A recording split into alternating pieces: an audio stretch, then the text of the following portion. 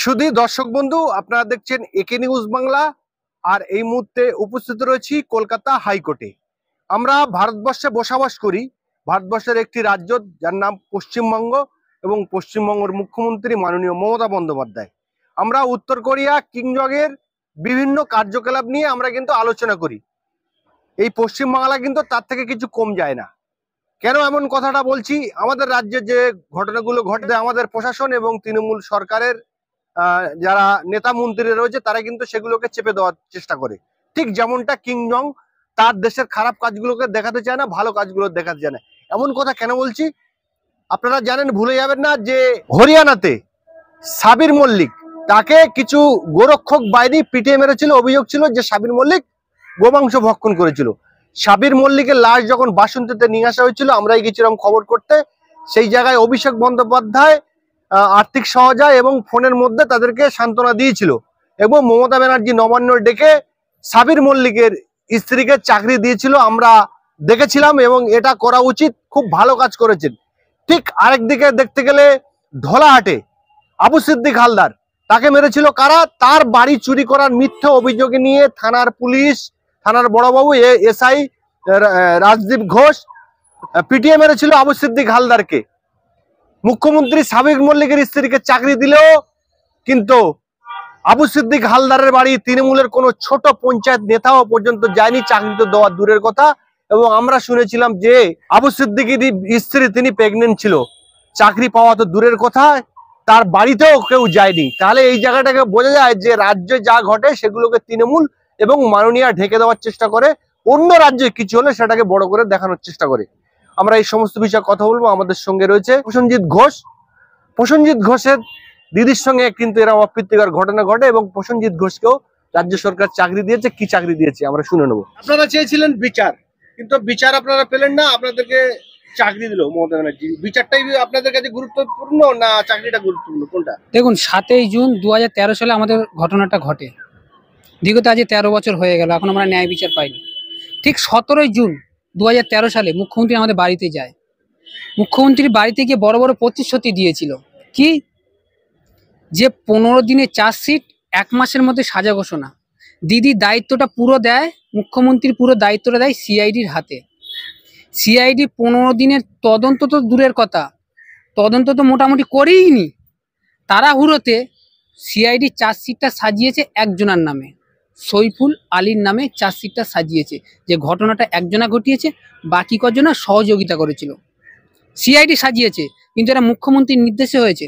তখন কিন্তু বিহিত গোয়েল ছিল, সিআইডির বড় পদে বিহিত গোয়েল ছিল। বিহিত গোয়েল কার লোক? মমতার লোক, মুখ্যমন্ত্রীর লোক। বিহিত গোয়েল নির্দেশে চার্জশিটটা সাজিয়েছে, পুরোপুরি ঘটনাটা একজনা ঘটিয়েছে।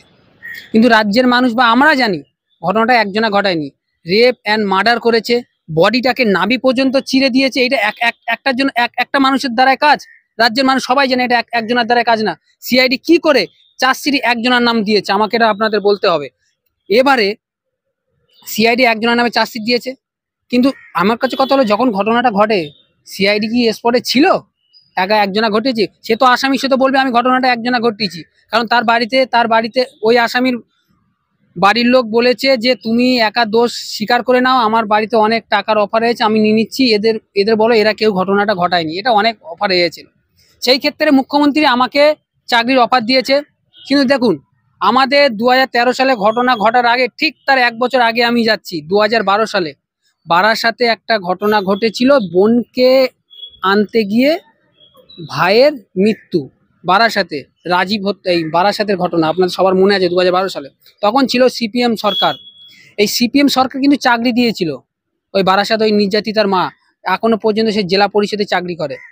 সে যা সুবিধা পায়, মানে সে ওর পুরোপুরি পাকা সরকারি একটা চাকরি পেয়েছে, কারণ তার সার্ভিস বুক আছে, তার সে ডিএ পায়, সে পে কমিশন পায়, তার প্রমোশন হয়। আর আমার ক্ষেত্রে কি চাকরি দিয়েছে দেখুন, না আমি ডিএ পাই, না আমার সার্ভিস বুক আছে, না আমার রিটায়ারের পরে আমি পেনশন পাবো, কিছুই পাবো না। আমাকে জাস্ট একটা কন্ট্রাকচুয়াল হিসাবে রেখে দিয়েছে, মাইনে ওই 10-15 হাজারের মতো দেয়। হ্যাঁ, মানুষের কাছে একটা বার্তা দিয়েছে যে এই ঘটনা ঘটেছে, আমরা এই গরিব মানুষটাকে সহানুভূতি দেখিয়েছি। দিদি, যাকে খেতে দেবেন তাকে ভালোভাবে খেতে দেবেন।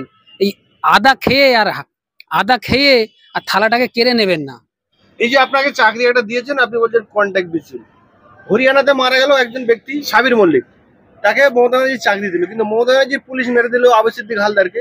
তার বাড়িতেও গেল, তার চাকরি তো দেওয়ার দূরের কথা। আবু সিদ্দিকের স্ত্রীও প্রেগনেন্ট ছিল। দেখুন, এরা করবে কেন? এই কেসটা তো বেশি হাইলাইট হয়নি, মানুষের কাছে বেশি ছড়ায়নি, কয়েকটা চ্যানেলে ছড়িয়েছে, রাজ্যের মানুষের কাছে কানে যায়নি। এইটা যদি খুব আর্যিকরের মতো ঘটনা ঘটতো, তাহলে দিদির লোক ওখানে চলে যেত, 10 লাখ টাকার অফার দিত, এ দিত। ওই যেই জায়গাটা মেয়েটাকে বম মেরে পুড়ে দিল, একটা চিঠির খামের মধ্যে টাকা দিচ্ছে তৃণমূল নেতা, এরকম হতো। কিন্তু খবরটা ছোট মতো হয়ে দিয়ে রেখেছে, তো তাই এটা মানুষের কাছে ছড়ায়নি। আমি চাই এরকম ঘটনা অনেক ঘটবে, আজকের বলে না, রেগুলারই ঘটবে বা ঘটতে থাকবে। মুখ্যমন্ত্রী সহানুভূতি দেখাবে, আমি ন্যায় বিচার পাইয়ে দেবো, ফ্যামিলিটাকে চাকরি দেবো। কিন্তু এই আমার মতো চাকরি দেবে, বলবে মুখ্যমন্ত্রী এক বলেছিল 2 বছর পরে তোমার পার্মানেন্ট করে দেবো, 2 বছরের জায়গায় তো দূরের কথা 13 বছর হয়ে গেল, মুখ্যমন্ত্রী এখন আর আমার কাজটা নিয়ে কিছু ভাবিনি। আর বলছে যোগ্য অযোগ্য, মুখ্যমন্ত্রীর কাছে তো হাজার হাজার অযোগ্যরা রয়েছে, সিভিক ভলেন্টিয়ার। ওরা কি, যারা কি যোগ্য? সব অযোগ্য ছেলেরা সব ঢুকে রেখেছে সিভিক ভলেন্টিয়ার, অযোগ্য অযোগ্য বলছে এইসব। এই যে চাকরিটা আপনাদেরকে দিল, চাকরি পেয়ে আপনি সন্তুষ্ট নন? না, আমি সন্তুষ্ট নয় এবং আমার পরিবারও সন্তুষ্ট নয়। কারণ যদি চাকরি আমাদের দরকার নেই, যদি মুখ্যমন্ত্রী মনে করে যে আমাদের চাকরি নিয়ে নেবে, নিয়ে নিক, সেটা বড় কথা না, কিন্তু আমাদের ন্যায় বিচার পাইয়ে দিতে হবে। যে 4 জন ছাড়া পড়েছে, সেই 4 জনের যেন আমার লকআপে ঢোকায়, তাদের যেন সাজা দেয়, তাদের যেন ফাঁসির সাজা দেয়। তাহলে আমি সব ত্যাগ করতে চাই, ত্যাগ করে দেবো, যদি এই মুখ্যমন্ত্রী এটা করতে পারে। কিন্তু আমি জানি মুখ্যমন্ত্রী এটা করবে না। মুখ্যমন্ত্রীর হাতে নেই, এখন তো হাইকোর্ট থেকে মামলা সুপ্রিম কোর্টে গিয়েছে। মুখ্যমন্ত্রী কি বলছিল যখন হাইকোর্টের রায় পেয়েছিলাম, যে আমরা এই রায় মেনে নিতে পারিনি, তাই আমরা সুপ্রিম কোর্টে যাচ্ছি। মুখ্যমন্ত্রীর হাতে তো একটা দিন সময় ছিল, আমাদের ঘটনায় একটা দিন সময় ছিল, মুখ্যমন্ত্রী পারতো না হাইকোর্টের রায়টাকে স্টে করাতে? সুপ্রিম কোর্টে গিয়ে মুখ্যমন্ত্রী সেটা করায়নি। কারণ স্টে করাবে কেন? যে 4 জন ছাড়া পড়েছে, সেই 4 জন তো টিএমসি পার্টিরই ছেলে, 4 জনকে এ করবে না। তাই দিদি ওখানে মানুষের কাছে একটা ভালো বার্তা দেওয়ার জন্য আমি তো ওখানে সুপ্রিম কোর্টে গেছি এসএলপি করতে গেছে। কেন হাইকোর্টের রায়টাকে স্টে করাতে যায়নি? তাহলে তোরা বাড়াতে পারতো না, এখন তো বিচারটা হাইকোর্টেই চলতো। সত্যি কথা, তৃণমূলের যদি কোনো নেতা সত্যি কথা বলতে যায়, তারে পদ থেকে সরিয়ে দিচ্ছে, নাই তারে বসিয়ে দিচ্ছে। এই তো হবেই, তো এটা হতেই রয়েছে, এটা হবেই। এই রাজ্যে মমতা সরকার বা এই তৃণমূল সরকার থাকলে এটা হতেই থাকবে। এই তৃণমূল সরকারের আমলে যত অপ্রীতিকর ঘটনা ঘটছে, এই মমতা ব্যানার্জি সরকার যতদিন থাকবে কেউ বিচার পাবে না। আমার দিদি পায়নি, আরজিকালও পায়নি, পার্ক স্ট্রিট পায়নি, গেদে, খরজুনা, বিভিন্ন জায়গায় কিন্তু কেউ বিচার পায়নি। আজকে যেটা ঘটেছে সেটাও, কসবা যেটা ঘটেছে সেটাও বিচার পাবে না।